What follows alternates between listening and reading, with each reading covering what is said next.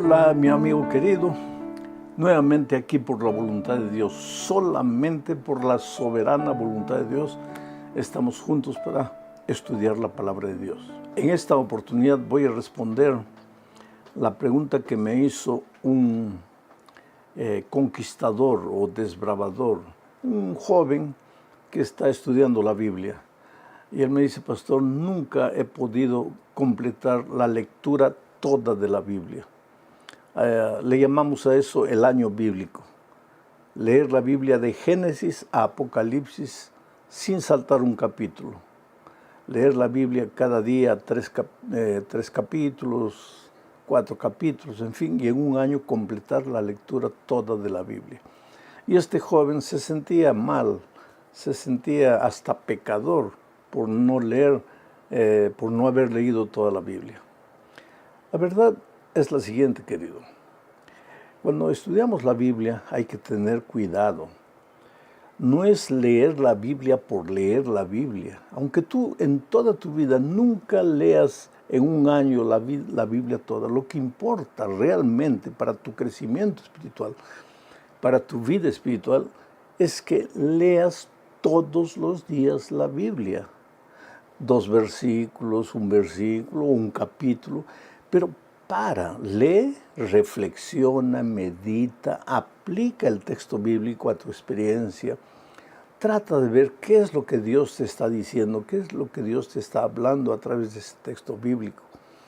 A veces nosotros, para cumplir una tarea, leemos, pero es una lectura sin mucho provecho. A veces ya en la noche, todo cayendo de sueño, estamos leyendo, no entendemos nada, pero estamos cumpliendo un requisito. No, la lectura de la Biblia no es así. Lee un poco, reflexiona, medita, conversa con Dios. Es así que se lee la Biblia. Así que no estás cometiendo ningún pecado si no ha habido un año en que hayas completado toda la lectura de la Biblia, ¿ok? Entonces vamos ahora a la lección número 8 para el 25 de mayo del año 2024. El título de la lección es Luz desde el Santuario. Voy a hacer una pequeña introducción porque el propósito de la lección de esta semana es mostrar que la profecía de 2300 tardes y mañanas no tenía nada que ver con la segunda venida de Cristo. Tenía que ver con la purificación del santuario. No es que la promesa de Dios falló, es que la interpretación de los seres humanos de las Escrituras falló. La semana pasada vimos que Guillermo Miller y otros pioneros se entusiasmaron demasiado con la profecía de las 2300 tardes y mañanas, o sea, 2300 días proféticos, o sea, los 2300 años literales. Ellos estudiaron la profecía porque el libro de Daniel decía la fecha en que esta profecía comenzaba, y era el año 457 a.C. De ahí contaron 2300 años y terminaba esa profecía el año 1844, específicamente el 22 de octubre del 44. Miller concluyó que en esa profecía, la profecía de Daniel 8:14 decía hasta 2300 tardes y mañanas y el santuario será purificado, y Miller pensaba que el santuario era la tierra y que sería purificada con la venida del Señor Jesús a esta tierra. Pero aquí está una cosa que nosotros tenemos que entender. No podemos interpretar la Biblia colocando opiniones humanas. En principio, ¿dónde en la Biblia se decía que la tierra era el santuario? No hay un versículo que diga eso. Por lo tanto, ¿de dónde Guillermo Miller concluyó que la tierra era el santuario y que sería purificado con la venida de Cristo? La Biblia se explica únicamente con la Biblia, pero a veces nosotros los seres humanos nos entusiasmamos tanto que comenzamos a colocar nuestras opiniones en el texto bíblico y ahí cometemos errores. Así que ellos esperaron a Jesús el 22 de octubre del 44 y Jesús no vino. Y entonces ellos quedaron frustrados, quedaron chasqueados, tristes. Pensaron que Jesús había fallado en el cumplimiento de su promesa. Esa tristeza los llevó a estudiar mucho más la palabra de Dios. Pero ahora, sin preconceptos, sin colocar opiniones personales, comenzaron a analizar la Biblia y tratar de entender por qué el Señor Jesucristo no volvió. Y entonces encontraron el libro de Hebreos, que siempre había estado ahí, la epístola de Pablo a los Hebreos. Y al estudiar esta epístola, pues descubrieron que había un santuario en el cielo. Y ahora, tal vez en este momento te quedes medio preocupado diciendo, ¿hay un santuario en el cielo? Sí. Y ese es el asunto de nuestro estudio esta semana. El primer subtítulo dice, el santuario celestial. Y para esto voy a leer Éxodo 25, versículos 8, 9 y 40. Dice así, y harán un santuario para mí, está hablando Dios al pueblo de Israel, y harán un santuario para mí, y habitaré en medio de ellos, conforme a todo lo que yo te muestre, el diseño del tabernáculo y el diseño de todos sus utensilios, así lo haréis. Mira y hazlos conforme al modelo que te ha sido mostrado en el monte. Moisés, allá en el monte, recibió la visión de Dios y la orden de que le haga un santuario en esta tierra. Pero le dijo a Moisés, van a hacer este santuario siguiendo el modelo de un santuario que yo te voy a mostrar. Y le mostró el santuario celestial. Este es el primer versículo que nos hace referencia a la existencia de un santuario celestial. Ahora leamos lo que dice Hebreos 8, 1 y 2. Dice, ahora bien, el punto principal de lo que venimos diciendo es que tenemos tal sumo sacerdote, el cual se sentó a la diestra del trono de la majestad en los cielos, ministro del santuario y de aquel verdadero tabernáculo que levantó el Señor y no el hombre. ¿Qué dice este texto? Que Jesús fue ministro del verdadero santuario, de aquel verdadero tabernáculo que levantó el Señor, que construyó el Señor y no el hombre. O sea, por estos dos textos que acabamos de leer, hay dos santuarios. El santuario de Israel en la tierra, donde ministraban los sacerdotes, pero ese santuario fue hecho siguiendo el modelo del santuario celestial allá en el cielo, donde ministraba el Señor Jesucristo, en ese santuario hecho por Dios y no hecho por los hombres. O sea, hay un santuario celestial. Ahora tal vez tú te preguntes, pero ¿qué razón hay para que Dios tenga un santuario allá en los cielos? Es fácil. Dios es eterno. Dios es infinito.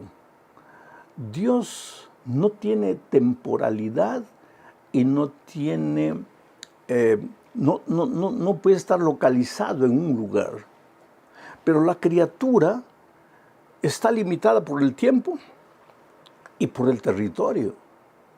Ahora dime una cosa, ¿cómo es que un Dios atemporal y ageográfico, diríamos así, podría entrar en contacto con una criatura limitada por el tiempo y por el espacio?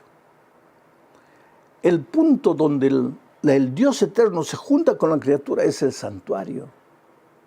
Y en la Biblia tenemos muchos textos que nos muestran que el santuario en el cielo ahí está localizado el trono de Dios. Eso no quiere decir que Dios está limitado a un espacio en el cielo y nada más. Dios puede estar al mismo tiempo en todas las partes, a nuestro lado, en este momento, en el cielo, en la tierra. Dios es Dios. Pero por algún motivo la Biblia dice que ahí es el centro de su gobierno, de donde dirige los destinos de los hombres, de las naciones, de las criaturas. Vamos ahora a la segunda parte. En el santuario terrenal, aquí en la tierra, sucedía algo una vez por año. Y vamos a hablar del día de la expiación. Mira lo que dice Levítico 16, 29 y 30. Y esto tendréis por estatuto perpetuo. En el mes séptimo, a los 10 días del mes, afligiréis vuestras almas, y ninguna obra haréis, ni el natural ni el extranjero que mora entre vosotros, porque en este día se hará expiación por vosotros, y seréis limpios de todos vuestros pecados delante de Jehová. ¿Qué dice este texto? Que una vez por año en el santuario de Israel, en esta tierra, se realizaba el llamado Día de la Expiación. Era un día de perdón. Yo te invito, cuando tengas un poco de tiempo después, a leer todo el capítulo 16 del libro de Levítico. Y vas a ver ahí todo el ceremonial del Día de la Expiación. Era un día de arrepentimiento. Era un día de humillación, era un día de confesión de los pecados y era un día de perdón. Había un ceremonial especial para ese día.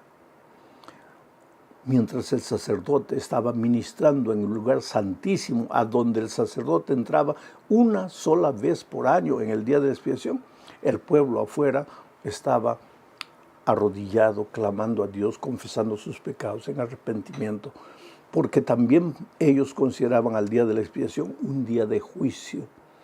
Dios iba a ver, no quién pecó o quién no pecó, lo que iba a ver es quién confesó sus pecados y confió en la sangre del Cordero y quién no lo hizo. Ese era el asunto. Ahora, ese día de la expiación, vuelvo a repetir, para Israel era el día del juicio. Interesante que en la profecía de las 2300 tardes y mañanas decía, hasta 2300 tardes y mañanas, y el santuario será purificado. O sea, el 22 de octubre del 44 se iniciaría el día de la expiación, pero en el santuario celestial, el día de la purificación.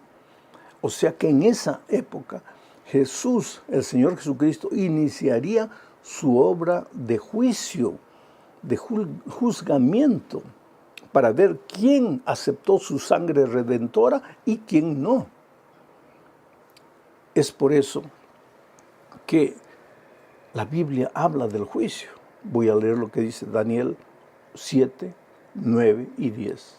Estuve mirando, dice Daniel, hasta que fueron puestos tronos y se sentó un anciano de días, cuyo vestido era blanco como la nieve y el pelo de su cabeza como lana limpia. Su trono llama de fuego y las ruedas del mismo fuego ardiente. Un río de fuego procedía y salía delante de él, millares de millares le servían y millones de millones asistían delante de él.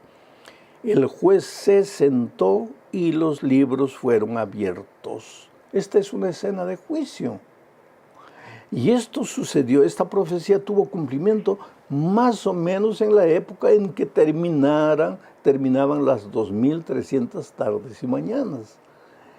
Comenzaba el juicio, comenzaba la purificación del santuario, no de esta tierra, sino del cielo. ¿Por qué no del santuario de esta tierra? Porque en esta época ya no había santuario de esta tierra. El pueblo de Israel ya no tenía su santuario, todo había sido deshecho. Entonces esto se refería a la escena del juicio en el santuario celestial. En esa misma fecha, Dios levantó en esta tierra a un pueblo, a un grupo de mensajeros para anunciar al mundo que el día del juicio había comenzado. Porque ¿cómo la humanidad enfrentaría el juicio si no sabía, si ignoraba esta fecha? Por eso Apocalipsis 14, 6 y 7 presenta lo siguiente. Vi volar en medio del cielo a otro ángel que tenía el evangelio eterno para predicarlo a los moradores de la tierra, toda nación, tribu, lengua y pueblo, diciendo a gran voz, temed a Dios y dadle gloria, porque la hora de su juicio ha llegado. ¿Cuándo ha llegado? El 22 de octubre del 44, cuando terminó la profecía de las 2300 tardes y mañanas. Cuando se comenzó la purificación del santuario, llegó la hora del juicio. Y sigue diciendo el texto, y adorad a aquel que hizo el cielo y la tierra, el mar y las fuentes de las aguas. Hermano querido, mi amigo, en estos momentos, quieras tú o no quieras, se está desarrollando el juicio investigador. Y tú me puedes decir, pero pastor, el juicio no va a suceder cuando Cristo venga. No, cuando Cristo venga, Él ya viene trayendo la recompensa para los que han sido juzgados, para los condenados y para los justos. Los condenados se perderán, los justos irán con Jesús. Pero ¿cómo Él podría venir por segunda vez trayendo la recompensa si antes no hubo un juicio investigador? Ese juicio investigador es llamado en el pueblo de Israel como el día de la purificación, el día de la expiación. Ese juicio empezó el 22 de octubre del 44 y hoy día estamos siendo juzgados. Todos los seres humanos, toda obra, todo pensamiento, todo sentimiento está siendo juzgado. Los libros se han abierto, el juez está sentado en su trono, determinando quién se salva y quién se pierde. Y cuando Cristo vuelva, pues vendrá con la recompensa final. ¿Quiere decir que debemos asustarnos? No, querido. La Biblia no aterroriza a nadie. La Biblia es un libro de esperanza, de amor. Un libro que edifica, no que destruye, no que enloquece a nadie. Y esto nos lleva necesariamente a la cuarta parte de este estudio, hablando de la buena noticia desde el lugar santísimo. Mira lo que dice Hebreos 4, 14 al 16. Por tanto, teniendo un gran sumo sacerdote que traspasó los cielos, Jesús, el Hijo de Dios, que es sumo sacerdote, ¿no? En la tierra, en el santuario de Israel, los sacerdotes eran seres humanos de carne y hueso, pecadores como cualquier ser humano. Pero Pablo dice que nosotros tenemos un gran sumo sacerdote que traspasó los cielos. Jesús, el Hijo de Dios. Entonces retengamos nuestra profesión. Es decir, no te desanimes, sigue adelante a pesar de las dificultades. Retengamos nuestra profesión, porque no tenemos un sumo sacerdote que no pueda compadecerse de nuestras debilidades, sino uno que fue tentado en todo según nuestra semejanza, pero sin pecado.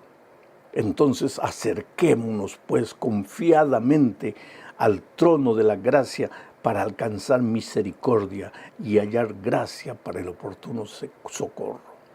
¡Qué promesa extraordinaria! Nuestro abogado intercesor, aquel que nos defiende, aquel que aboga por nosotros, porque el diablo es el acusador. El diablo mira a Dios y nos mira y dice, oye, ese es un miserable pecador, mira lo que hizo. Y tiene todo anotado, mira lo que hizo.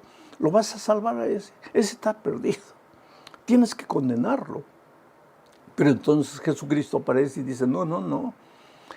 Todo lo que dice el diablo, ha hecho eso, sí, es verdad, mi hijo ha hecho eso, ha cometido deslices en la vida terribles, ha caído en la profundidad del pecado, pero creyó en mí, se arrepintió, me confesó sus pecados y yo lo levanté y ahora está justificado por mí, ha recibido mi gracia, ha confiado en mi gracia, él está salvo, porque cuando yo lo perdoné, su vida pasada dejó de existir. Eso es esperanza. Por eso Pablo dice, acerquémonos pues al trono de su gracia, confiadamente. Jesús, nuestro abogado, es alguien que se hizo hombre para entender nuestra humanidad, para entender nuestras luchas, nuestros dolores. No tenemos un abogado que es eminentemente divino y que no puede entenderlo al hombre. Por ser divino ya podría entender, pero para que nosotros no tuviésemos ningún argumento, decir que Él es Dios, pero nosotros somos hombres, Él se hizo hombre para entendernos y ahora podemos confiar en Él. Por eso, mi querido, no tienes que desesperarte, aunque hayas caído bajo, aunque hayas hecho lo peor de lo peor. Hay esperanza de salvación para ti en Cristo, porque tu abogado es el Señor Jesucristo. Estamos en los días del juicio, es verdad. Pues entonces el pueblo de Israel en el día del juicio, del día de la expiación, mientras el sacerdote ministraba en el santuario, el pueblo oraba allá afuera confesando sus pecados. Hoy, mientras Cristo ministra en el santuario celestial, nosotros debemos vivir en espíritu de arrepentimiento y de confesión, sabiendo que aunque hayamos pecado, hay perdón para nosotros. Llegamos al fin de este estudio hablando de Jesús, nuestro abogado en el juicio. Mira lo que dice Hebreos 10, 19 al 23.